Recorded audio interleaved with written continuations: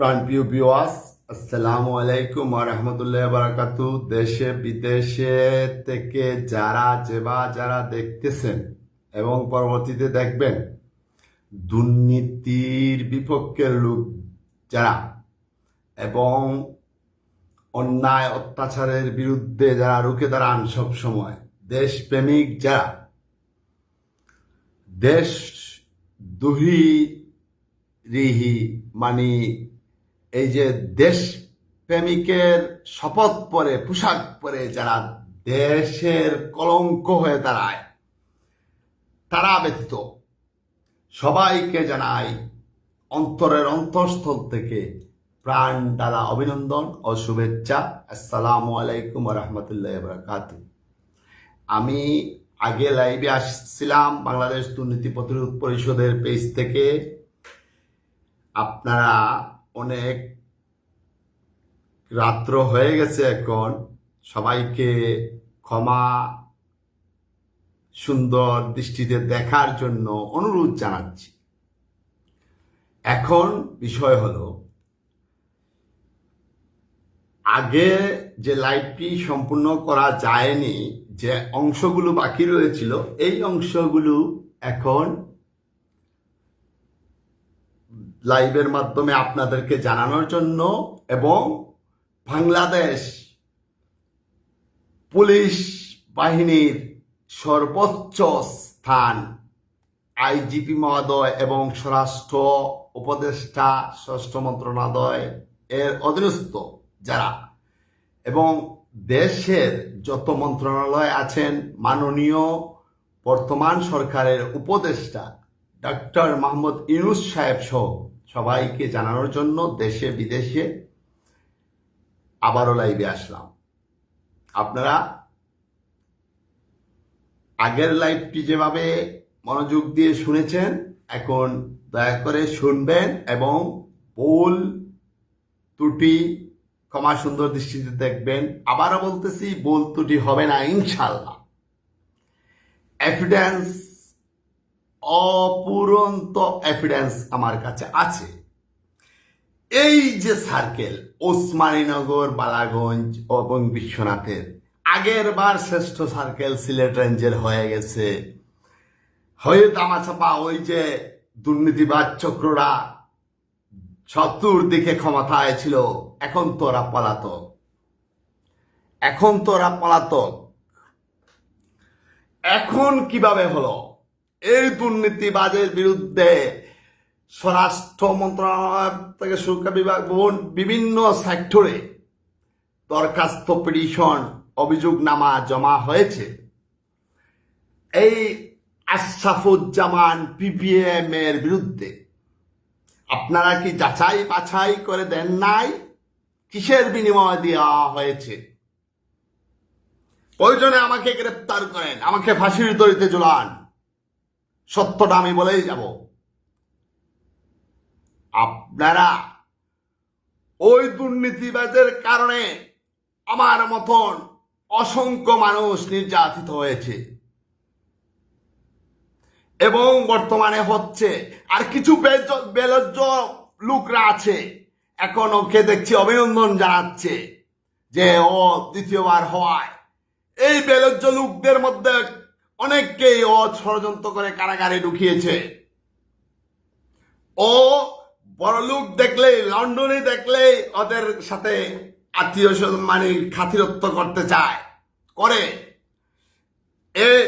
ওসমানীনগরের, সিলেট জেলার ওসমানীনগরে উপজেলার গোয়ালাবাজার সবচেয়ে একটি বড় মডেল টাউন হিসাবে স্বীকৃতিপ্রাপ্ত।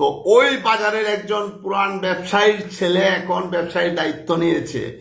ওর সাথে লেটপেট করতেছে কিসের জন্য জানেন? পুলিশের জন্য।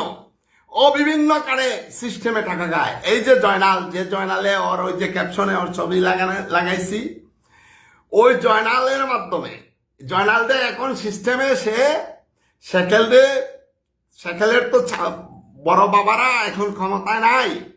সেকেল দে সভাপতি থেকে সেকেল এবার স্বেচ্ছায়, নির্বাচন ছাড়াই স্বেচ্ছায় দিয়ে দিছে। বুঝতে পারছেন দুর্নীতিবাজ কিভাবে সভাপতি পদ ছাড়ে সে? ছাড়ে না, সেকেল কখনো ছাড়তো না। আমি লিখেল অনেক জিডি করার পরে, অনেক বলতে এই নাজলুর বিরুদ্ধে, দুর্নীতিবাজ নাজলুর বিরুদ্ধে লিখেল জিডির প্রজিকিউশন চলে আসছে। বিভিন্ন মামলা কৌশলে ছাড় দেওয়া হয়ে গেছে। ডিজিটাল নিরাপত্তা আইনে নাজলুরে দিয়ে আমার উপরে মামলা করানো হয়েছে, ওইটাতে একটা এভিডেন্স জমা দেওয়া হয়েছে। পায়েরা এত ভালো লাগতেছে, যেটা নাজলু কোর্টে মুসলাখা দিয়েছে ওই এভিডেন্স ওই ফাইলে আছে, বুঝতে পারতেছেন? এখন প্রশ্ন হলো, ওই যারা বেলজ্জরা বেশরমরা, এই তোমাদের কোন বাবারা তোমাদের পাশে ছিল যখন তোমাদেরকে ওই সার্কেল ষড়যন্ত্র করে অন্য বাহিনী দিয়ে অ্যারেস্ট করে গ্রেপ্তার দেখিয়ে অন্য থানার মামলায় চাপিয়ে দিয়েছিল? তখন তোমাদের পাশে আমি দাঁড়িয়েছিলাম। তোমরা এখন ওরে অভিনন্দন দিতেছ, তোমরা বেলজ্জ বেশরম, তোমরা এটা প্রমাণ দিতেছ তোমরা। আমি স্যালুট জানাই ওসমানীনগর সদ্য স্থগিত পরিষদের নবনির্বাচিত ভাইস চেয়ারম্যান জনাব আনামিয়া সাহেবকে। ওনার পেজ থেকে এখন পর্যন্ত দেখিনি, যদি আমার চৌকে পড়ে তাহলে বলবো, বা এর আগে যদি ভুলবশত উনি দিয়ে থাকেন উনি ওটা ডিলিট দিয়ে দেবেন আশা করি। আরো তো অনেকজন আছে।